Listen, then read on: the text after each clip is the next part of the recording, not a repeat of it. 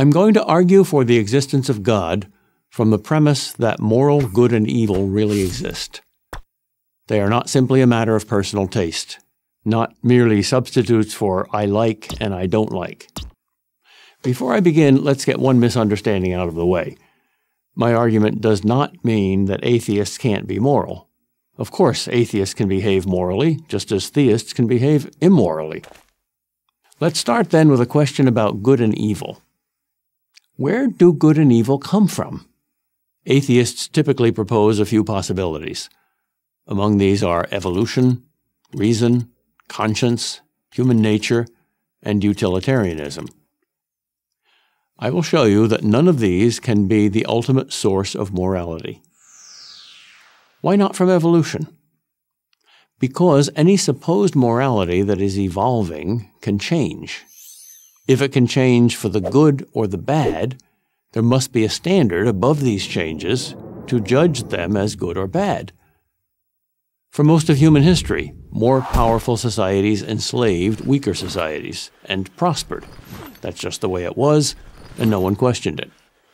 Now we condemn slavery. But based on a merely evolutionary model, that is, an ever-changing view of morality, who is to say that it won't be acceptable again one day? Slavery was once accepted, but it was not therefore acceptable.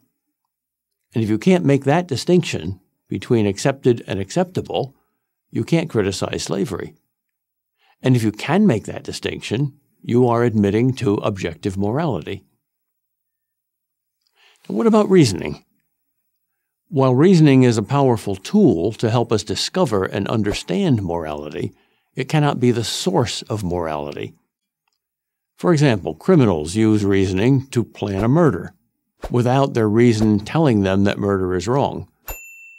And was it reasoning or something higher than reasoning that led those Gentiles who risked their life to save Jews during the Holocaust?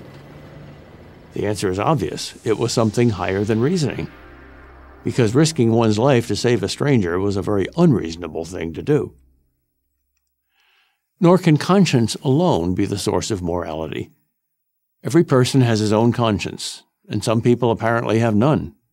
Heinrich Himmler, chief of the brutal Nazi SS, successfully appealed to his henchmen's consciences to help them do the right thing in murdering and torturing millions of Jews and others. How can you say your conscience is right and Himmler's is wrong if conscience alone is the source of morality? The answer is you can't. Some people say human nature is the ultimate source of morality. But human nature can lead us to do all sorts of reprehensible things. In fact, human nature is the reason we need morality.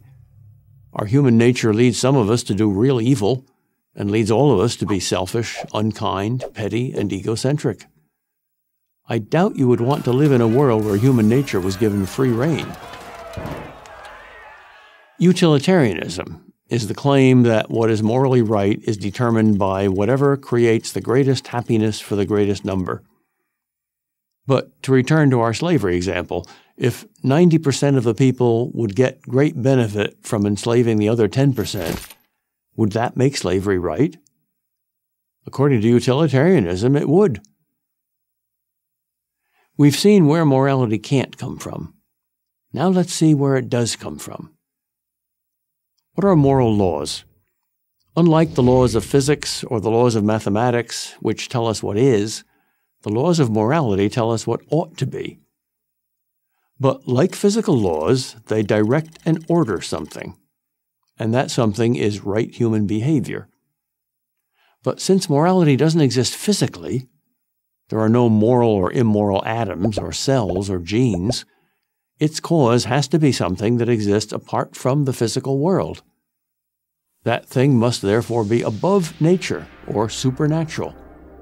The very existence of morality proves the existence of something beyond nature and beyond man. Just as a design suggests a designer, moral commands suggest a moral commander. Moral laws must come from a moral lawgiver. Well, that sounds pretty much like what we know as God. So the consequence of this argument is that whenever you appeal to morality, you are appealing to God, whether you know it or not. You're talking about something religious, even if you think you're an atheist.